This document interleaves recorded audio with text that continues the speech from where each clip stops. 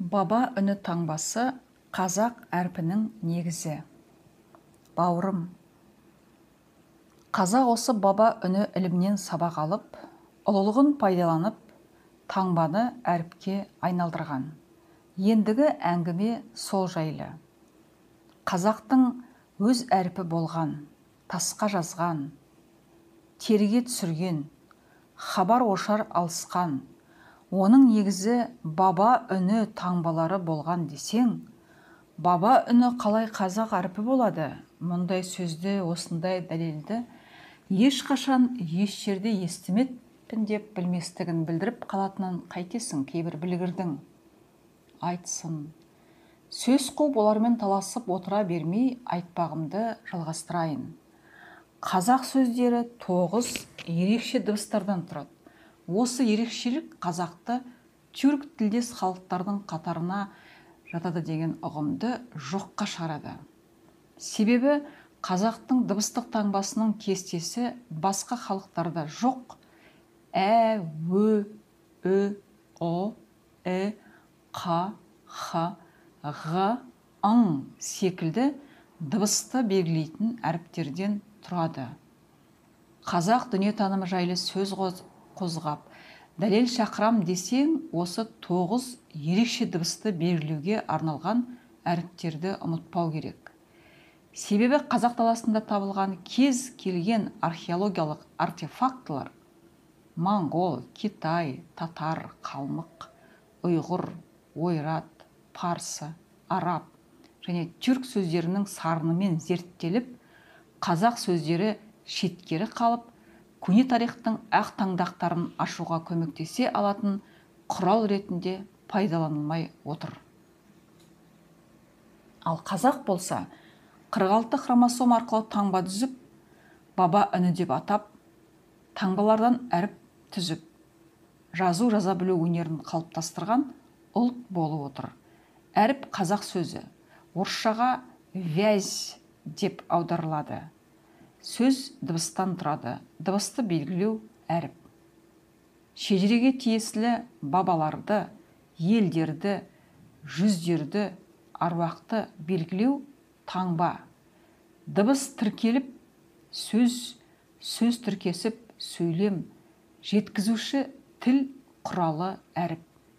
Қазақ әрпінің негізі бар.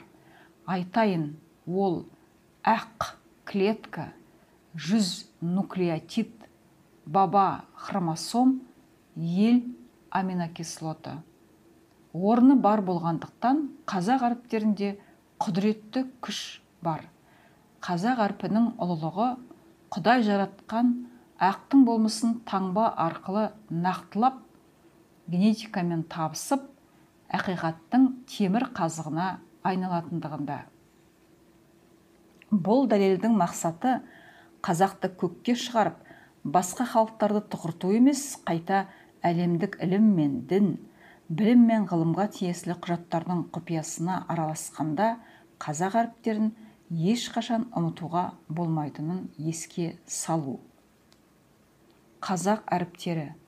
Енді іске кірісіп, қазақ әріптерін тере жазып, жөнін жөндейін. Әрине, ұмытылған жері немесе жетпей жатқан жері болса, оған кінәлі емеспін. Қалай айтылды, солай жазылды. Қазақтың ө, о, қ, ғ, ың, х деген дыбыстарын ыждағатпен сақтау керек. Кез келген уақытта әріп жасаймын десең, тұран түрік балдары деп қазіргі заман тарихшылары жазып жүрген, қырғыз, өзбек, әзірбайжан, тәжік, татар, түрк, саха, тува, башқұр халықтары пайдаланатын в, ю, я, жіңішкелік белгісі, айыру белгісі, ф, ч, йо секілді дыбыстарды да таңбалап жазу керек екенін ұмытпа. Әріп жазу тәсіліндегі айналым заңы. Сайын даламызда қаптап тұрған әріптерді Европа руны, қазақ баба үні дейді. Қазақ баба үні таңбаларынан әріп құрастырып, оны сына деп те атаған. Ал әлем халықтары пайдаланып отырған әріптердің жазылу тәсіліне қарасақ, оңнан солға қарай бағыт түзеп, шеңбер құрып, айналып жазылып тұр. Бұл сөзіме дәлел ерекше таңбалаған үнді Қытай, Жапон әріптері солдан оңға қарай жазылып, әл-Халами кезінде арабтарға жеткен әріптер кенеттен оңнан солға қарай бағыт алып, еврейлердің, ағылшындардың, мексикалықтардың, Европа мен болгар кириллицасы қайтадан солдан оңға айналып шеңбер жасайды. Біз ел аминокислоталардың солға айналатын заңдылықтардың арқасында тірі әлем түзілетінін жоғарыда айтылып кеткен тақырыптардан білеміз. Демек, таңбалардан негіз алған қазақ әріптері ұлы қуатқа ие. Сына әріптеріне қайта оралу қазақ үшін кезек күттірмейтін мақсаттардың бірі. Тоқтарабыз. Ақиқат кітабы 162-164 бет.